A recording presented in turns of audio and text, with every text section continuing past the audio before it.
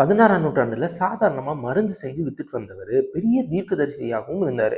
French நாட்டை சேர்ந்த astrologer Nostradamus இறந்து 500 வருஷத்துக்கு கிட்ட ஆன பிறகும் இன்னும் உலகத்துல இருக்கிற எல்லாத்தையுமே கவர்ந்து வராரு.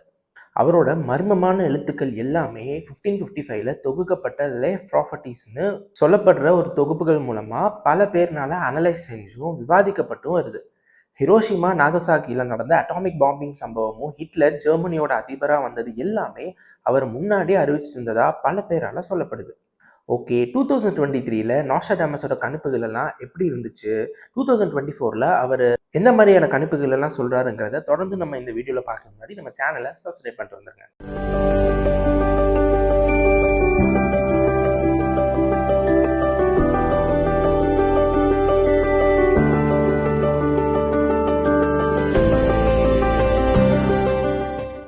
Hi friends, hello everyone, you are வாட்சிங் இட்ஸ் மீ மால்வின். டேரக்டாக நம்ம வீடியோக்குள்ளே போகலாம். நாஸ்ட்ராடாமஸ் நம்ம கற்பனை எல்லாத்தையுமே கட்டி போட்டு தன்னோட மர்மமான கவிதைகள் மூலமா 4 வரிகள்லேயே எதிர்காலத்தில் நடக்க போற சம்பவங்களை பத்தி எழுதியிருக்காரு. இதனால அவரோட வார்த்தைகள் எல்லாம் வரலாற்று சம்பவங்களுக்கு ஏற்ப மறுவிளக்கத்தை கொடுக்குற மாதிரி தான் இருந்துச்சாம். இந்த குணாதிசயத்தினால அவரோட துல்லியத்தை மதிப்பிடுறது மோசமான சவாலா இருக்கு.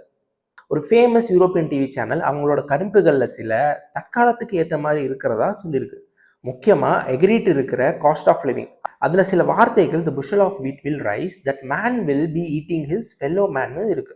அது மெட்டஃபராக இருந்தாலும் இன்னைக்கு பல பேர் எதிர்கொள்கிற நிதி நெருக்கடியெல்லாம் வெளிச்சம் போட்டு காட்டுது.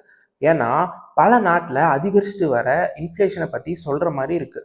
2023க்கான மற்ற கணிப்புகள்னா ஒரு பெரிய போர், மோசமாயிட்டு வர காலநிலை மாற்றம், சில நாடுகளில் அதிகரிச்சுட்டு வர உள்நாட்டு அமைதியின்மை எல்லாத்தையுமே தெளிவாக்குற மாதிரி இருக்கு.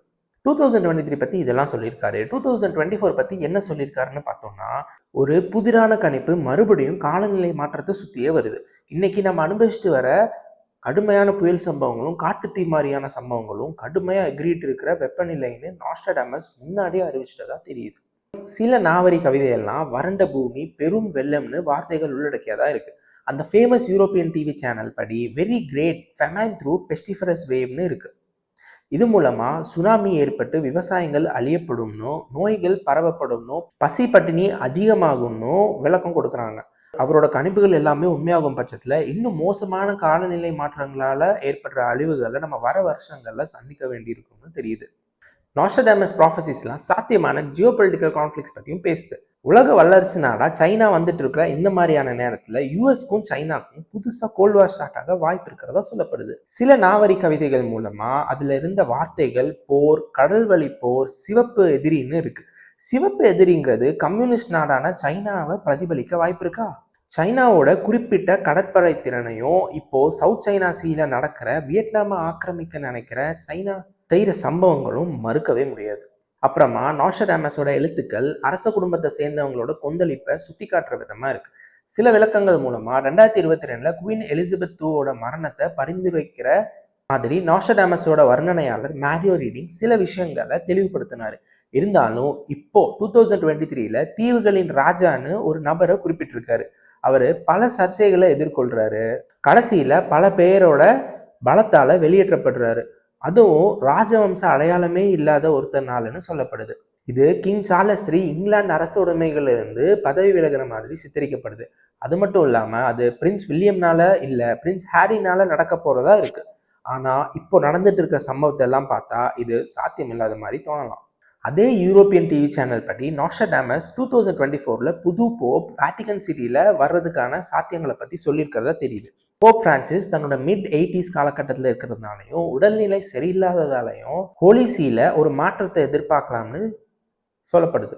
வர புது லீடர் நீண்ட காலம் பொறுப்புல இருப்பாருன்னு வேற சொல்லியிருக்காரு. பை வீக்கனிங் ஹிஸ் சீன்னு சொன்னதுதான் என்னன்னு புரியல. தனியா அதுக்கு ஒரு விளக்கமே தேவைப்படுது.